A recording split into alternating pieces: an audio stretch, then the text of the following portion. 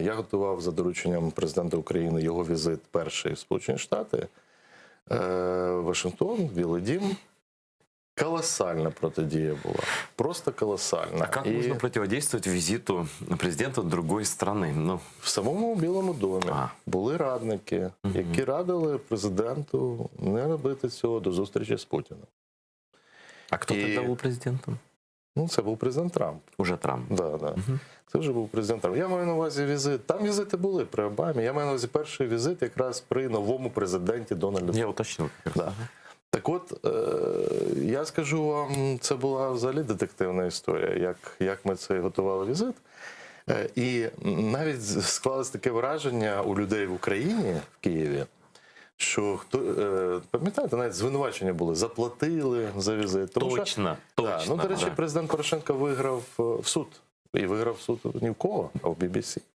Кстати, тому що, хорошо, що ви напомнили. Я вам скажу, дивіться, скільки було розмов тоді в українському середовищі, скільки фейків. Мені було, знаєте, якось так, як би пояснити, це відчуття, коли твої колеги бувші, в тому числі міністр закордонних справ бувший, говорять про те, що ніякого візиту не вийде, нічого не вийде.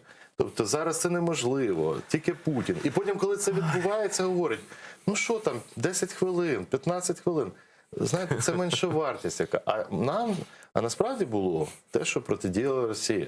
І вони задіяли всі способи, щоб візит президента Порошенка не відбувся раніше, ніж президента Путіна. І ми це переламали і зробили по-іншому. Як там вже було? Ну, розкажіть, а що ви не розказуєте? Ну, я вам скажу такий епізод, коли говорили про те, що це так званий дроп-ін, тобто просто зайшли, зробили фото, то і так всі слідкували, що так і буде, навіть хотіли. А я знав те, що я робив, як посол. І в результаті я просто, знаєте, дипломати говорять про результат. Що ми бачили? Ми бачили повноцінну зустріч, ми бачили медіа присутність, камери, ми бачили потім зустрічі президента України за дорученням президента США. Він доручив своїм міністру оборони, міністру економіки, міністру енергетики. Зі всіма зустрілись.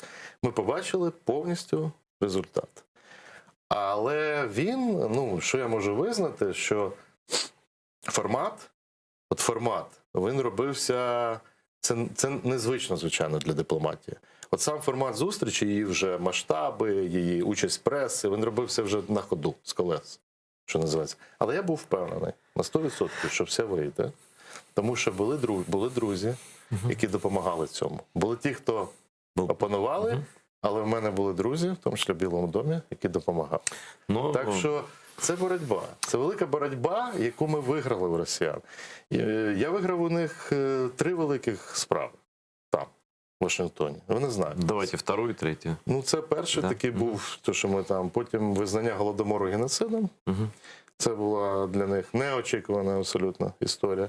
Для росіян це дуже болить. Вони пробували мене там все, що могли. І шантажувати, не шантажувати, приходити під посольство. І супроводжують по всім моїм поїздкам інформаційно, до речі. Ти приходиш, зустрічаєшся з губернатором. Ви домовляєтесь, що губернатор зробить прокламацію в підтримку ідеї визнання Голодомору геноцидом. Це важливо для нас з точки зору протидії російського наративу. Так?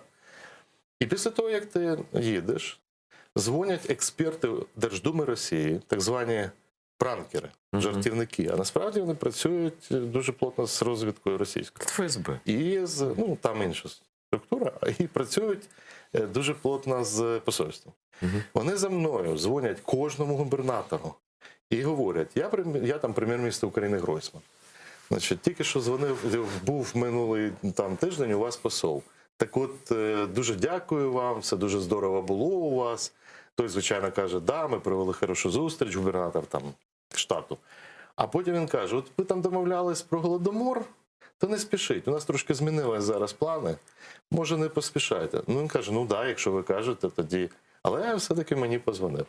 Тобто, тому отак ми виводили. За кожною зустрічю за мною ходили. З кожної зустрічі. Я виступаю на форумі Fusion Review в Солт-Лейк-Сіті. Це про майбутнє розвиток світу. Там цікавий форум, це окрема історія.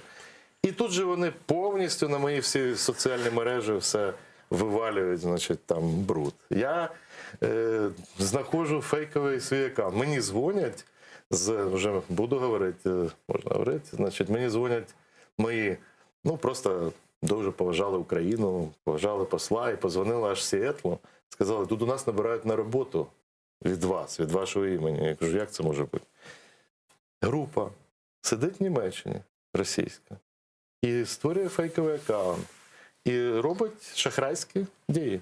Вона від мого імені запрошує на роботу. Люди платять перші гроші, а потім вони не продовжують цю історію, і, відповідно, люди подають в суд. Вот, Валерий, Тобто, как я вам они- просто кажу, як Росія працює Да. в Америці. Вот, Розумієте? чем они тут очень хорошо видно, что они пользуются вот этой американской, ну, с нашей точки зрения, постсоветской наивностью. На самом деле они так живут, да? Они не ищут мошенников в каждом человеке, да? Они принято доверять. Американцы дуже доверяют. Да, это общество доверия. Оно строилось снизу, оно на доверии основано. А да? якщо ти довіру зруйнував, дуже жорстка реакція. Вот. Або простого американця, або президента Байдена. От, до речі, Вот, буде так само. да, и, ну, то есть это психология американцев, которые русские изучили. Они любую интеллигентность, любое доверие и позитивные отношения считают шансом для себя.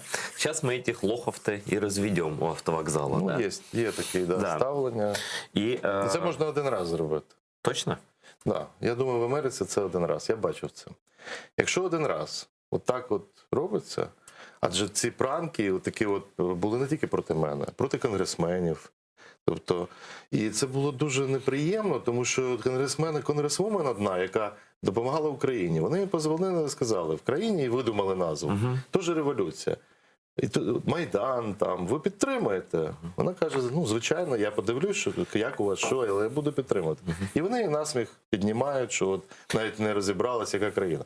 Тобто, довіра є. Але другий раз я знаю, що вона зробила потім. Це не проходить просто так. Це потім є реакція, тобто є реакція на ці дії. І, власне, що відбулося з Росією в Америці?